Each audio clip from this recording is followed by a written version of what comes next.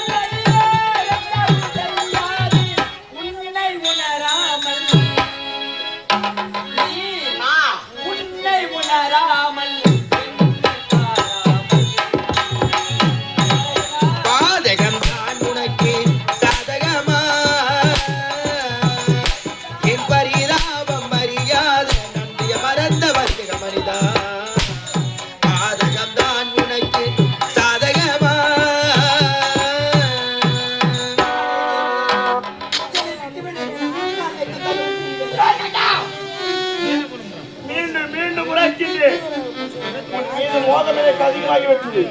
ஆகையால் கங்கையாகப்பட்ட உனக்கும் ஜெயமதாசூராகப்பட்ட எனக்கும் அதுக்காக திருமணம் இருக்கிறது. ஆகையா வாடி வாங்க.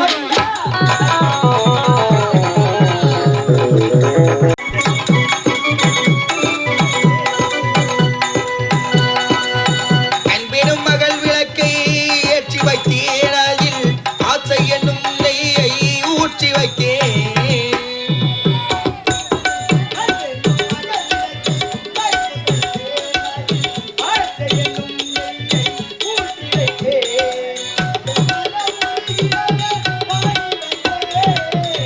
என் மனம் உருகிறவே பாடி வந்தேன்.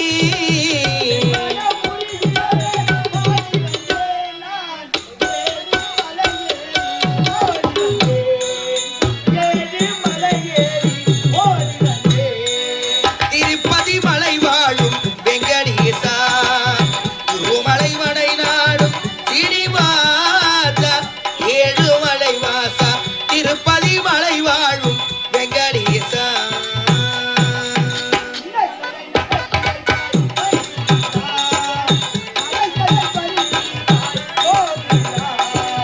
நினைப்பதை நடத்தி வைப்பாய் வைகுண்டா, மறைத்ததை பறித்திடுவாய் கோவில்தா.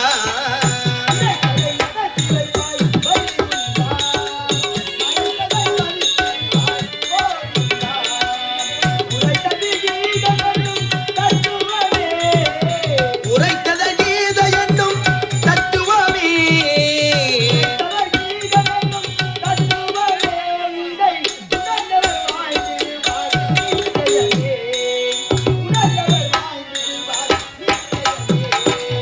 திருப்பதி மலை வாழும் வெங்கடேசா, திருமகள் மனம் நாடும் சீனிவாசா, ஏழுமலை வாசா, திருப்பதி மலை வாழும் வெங்கடேசா. வணக்கம். நான் யார்? ரிக், எதிர், சாமம், அதர்வனம் என்று சொல்லக்கூடிய 4 வேதனை கருத்தில் வைத்துக் கொண்டு அனைத்து ஜீவராசிரியம் படிக்கும் தொழிலை செய்யக்கூடிய இந்த சத்தியலோகத்தை ஆளக்கூடிய பிரம்மதேவன். யாதொரு குறைபாடும் இல்லாமல் சீரும் சிறப்போடு வாழ்ந்தவர். இருந்தாலும் அனைத்து செய்யக்கூடிய வேலை என்ன? படிக்கும் தொழில். படிக்கும் தொழிலை மேற்கொள்ளும் முன்பதாக கைலாயம் சென்று என் மாமா பார்த்து மனைவிட்டு என் மாமி பார்த்து மனைவிட்டு தான் பிறகு படிக்கும் தொழிலை செய்ய வேண்டும். தற்போதே புறப்பட வேண்டும் கைலாயம். மாமா